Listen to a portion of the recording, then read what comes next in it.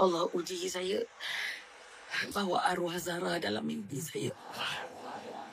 Masa tu bila dia tanya dekat saya, dia kata, kenapa ujian ni berat, Ustazah? Tahu tak mulut saya kata apa?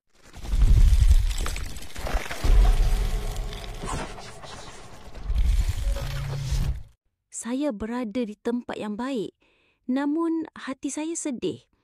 Mereka sedang menzalimi diri mereka sendiri, ujar Zara Khairina.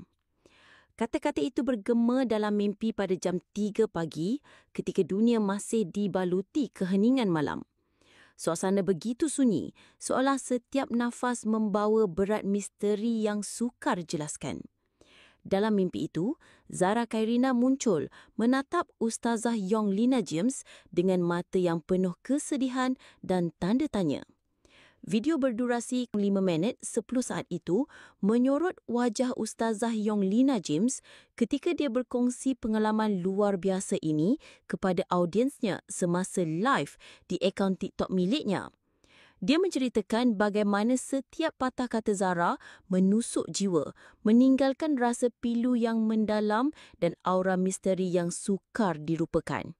Malam itu bukan sekadar mimpi, ia adalah bisikan dari sesuatu yang lebih besar, sesuatu yang menuntut perhatian, seolah ingin menyampaikan sesuatu yang penting.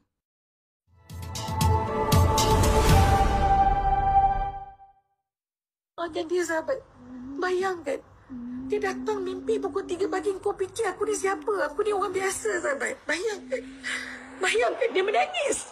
Saya kata, siapa budak ni? Aku macam pernah tengok dia, tapi dia siapa? Ini hati ni, sahabat. Saya, Allahu Akbar, duk cakap dalam hati ni. Saya kata, siapa budak ni? Dia menangis. Sahabat, la haula wala quwwata. Saya dikejutkan oleh ahli hikmat saya. Ustazah bangun. Saya bangun.